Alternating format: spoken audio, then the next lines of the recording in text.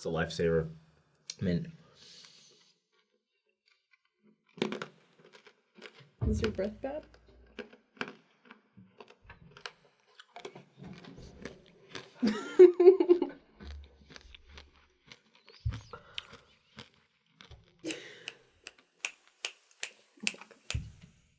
So divorce. Okay.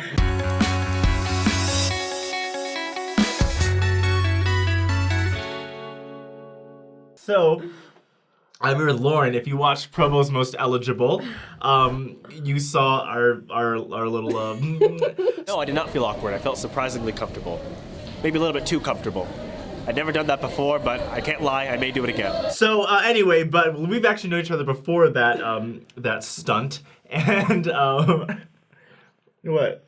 Stunt? It was a stunt. Okay. She went on to find love on the show, and I went and I trolled the show. As my friend. We don't hate each other. But we don't love each other. As more than friends. Yes. I've never actually fallen in love. What is love? Baby, don't hurt me. Although, anyway, so you were a young single adult member of the Church of Jesus Christ of Latter-day Saints. You've been married, and now you're not married. Yeah, you've done it all. You went to Germany. You lived in San Antonio. You were a Disney princess. I wasn't. Yeah, you weren't. You're like a Disney princess. No, I passed an audition, but I didn't get it. Oh, sorry. You were almost a Disney princess. You were on a dating show. You're on like a singing a cappella group. I got cut from that. Can you don't? Okay, you need to. You can't just tell all your failures on camera. Okay. Well, there's a lot of failures in life. I don't want to. So dark. Okay. Not perfect. You have a story to tell, and more so advice to give on how to deal with getting married young and then getting divorced young too. So, first, what was it like when the moment you realized you were getting a divorce? I think maybe there's people that have like a single moment. I remember my moment where it was more sure, but I feel like for the most part, it's a process. It takes, I don't know, it took me months to kind of finally accept that that's what I needed to do.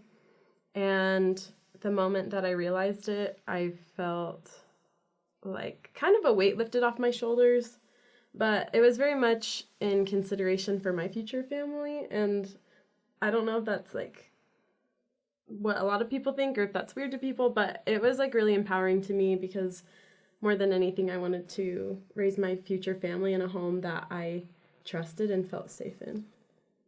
Okay, so when you then went forward with the divorce and you had to tell your family and friends, what was that like?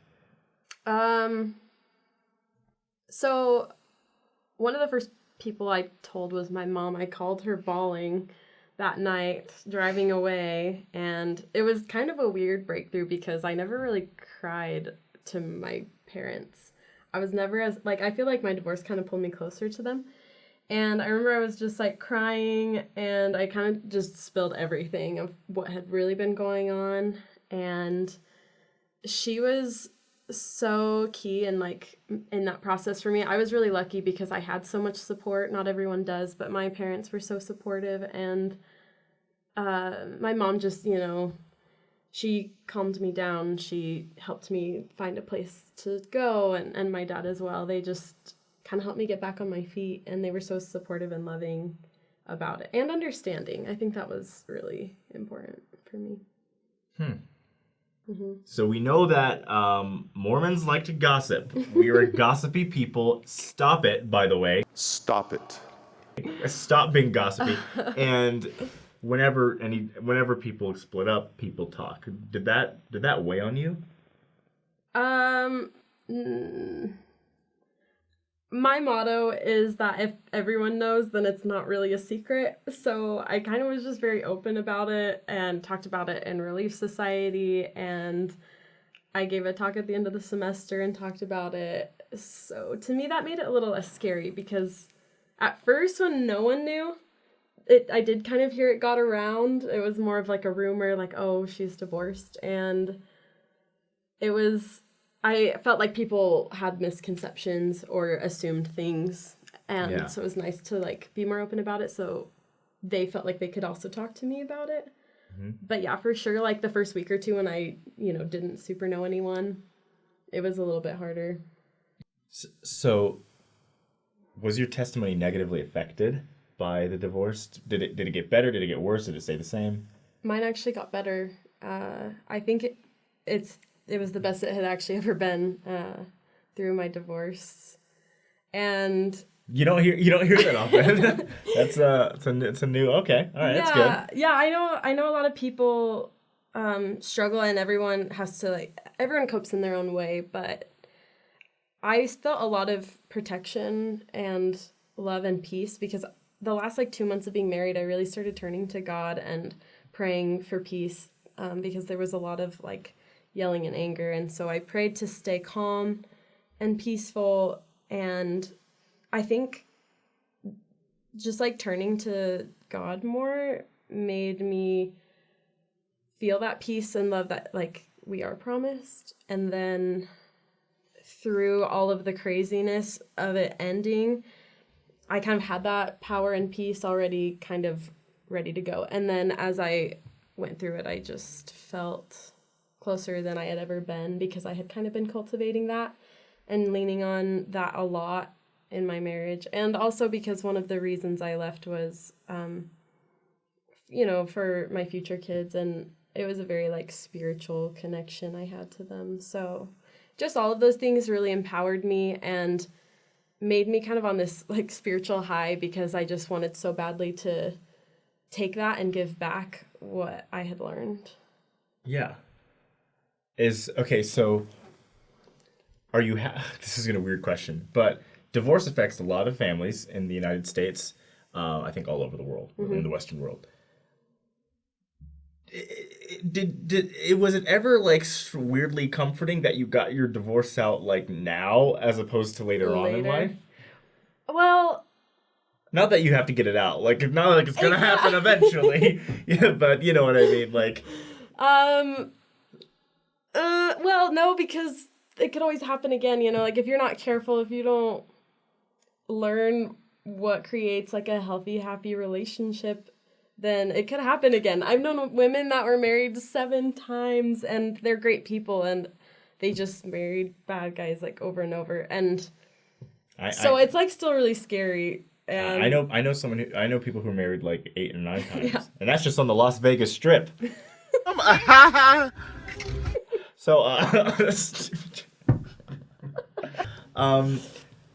So what do you think, with your now cultivated knowledge, what do you think makes a healthy marriage and relationship? That's hard. There's so much that I think you have to consider. Red flags, learning boundaries is huge. What do you have against China? That was a bad joke. Get it? Red flags. There are many red flags. Well, what do you have against the Soviet Union? Stop! Do you have a lot against them? Yeah. How did you know? I don't know. I assume you do. Most people don't like the Russian government. Or divorce. So random. Or divorced members of the Russian government. So I know. It's true. All divorces are caused by Russians. I'm sorry to all the Russians watching. No. Not all Russians are divorced. The American dude that married the Russian girl's I knew it. Yeah, I mean, I'm sorry if they're on an ad, marry a Russian girl. It's you're getting worse. You're getting thrown in a bay. We're spiraling. I'm spiraling. Yes. So your testimony of the Savior increased after, while going through the divorce. Mm-hmm. And I think that people don't necessarily realize that can be a thing. I think they assume that, if I'm getting divorced, then I've lost my eternal marriage, I won't be exalted, I'm such and such, and I'm done for. But for you, it was the opposite. Yeah. I think that one of the biggest things I learned is, there is a level of hope that comes when we realize that, one relationship is failing. And I've had really hard breakups too with the same thing where I think it's the the failure is always hard to accept, but looking forward to finding the person that won't give up on you and that will work with you, it just seems so much happier than dwelling on a person that obviously isn't giving their 100%. So I think that's something that has worked for me, though not perfectly. And any kind of breakup is still so hard. But, you know, it's like if they're not going to put in the time and care for me the way that I'm like caring for them, then I can find someone that does give me that, and it'll be amazing. So, it's that you have like a very optimistic view, and that's good, because I know people, like I said, I remember in my first ward in Provo, I took pictures of this couple right after they proposed, and then one day I stopped seeing them in pictures on Facebook, and I went to the Facebook looking at the pictures, and she had deleted all the pictures of him, and he had deleted all the pictures of her, the one I took. I went to my profile. So I was no longer tagged. It didn't exist anymore. And I was like, what's going on? And then months later, or 2 years later, I see she's engaged with someone else on Instagram. And I was like, oh, well. I feel like that was a pretty clear sign. But yeah, it was a clear sign. Divorce does happen, and it doesn't mean that you're less of a child of God. It doesn't mean that you're less of a righteous Latter-day Saint. Yeah. You know, people just have different journeys in life. People go through different thorns. And all those things, there's this one quote by Orson F. Whitney. I'm going to paraphrase it, but he talks about how everything we do, all the knowledge we acquire in this life, all the hardships, all those things give us more information. So when we return to heaven, we can be more like our Father and Mother in heaven. So all of those things that we experience can be for good in the end. And maybe you'll be a Relief Society president one day when you're married and you're a stake or whatever, right? And then you'll have someone who's divorced and you'll be like, oh, I know, I understand, whereas someone else would not necessarily understand how to deal with that. Yeah. So, well, thank you for coming on the show. Thank you for telling us all about your relationships. Be sure to follow Lauren on Instagram it'll be up there. And like, comment, share, subscribe. If you have gone through divorce or have parents who are divorced or friends who are divorced, tell us your story below. And you're also wearing red. It's actually a burgundy. Yes. So you're a Russian. What? Ich want von alles Sachen lesen. I don't know that. That's German. What would Russian sound like? I don't know. What's like that was horrible.